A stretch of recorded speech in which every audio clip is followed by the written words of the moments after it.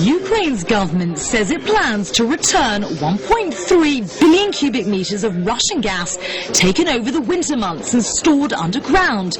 The statement came after Russia's energy giant Gazprom refused to negotiate a new long-term contract with Ukraine's Naftogaz. In Kiev, the energy minister pledged the full amount from the country's Central Asian gas deposits. The move comes ahead of negotiations over the price Ukraine pays for its gas. It's currently near $180 per 1,000 cubic meters, and that's expected to double next year. Well, it's no secret that Ukraine has been siphoning off Russian gas.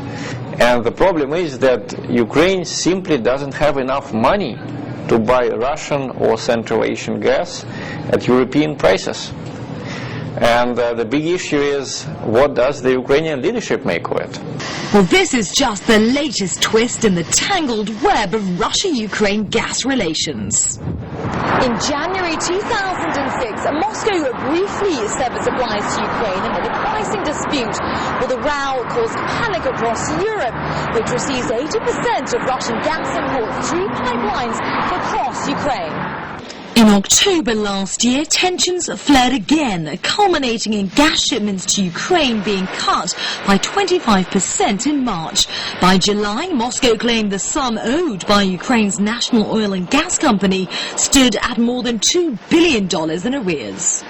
Critics have accused Russia of using energy supplies as a geopolitical weapon, punishing Ukraine for its increasingly pro-Western policies. Moscow insists its prices and actions are determined purely by market forces. Every time Russia and Ukraine has a dispute over gas trade, it is being portrayed as not just economic. It's a political game. It's pressure tactics. It's revenge against Orange Revolution or something like that. It is always both. In this case, I think the interests are more commercial than political. What is for certain is that gas will continue to fuel the flames of the fiery relations between Moscow and Kiev.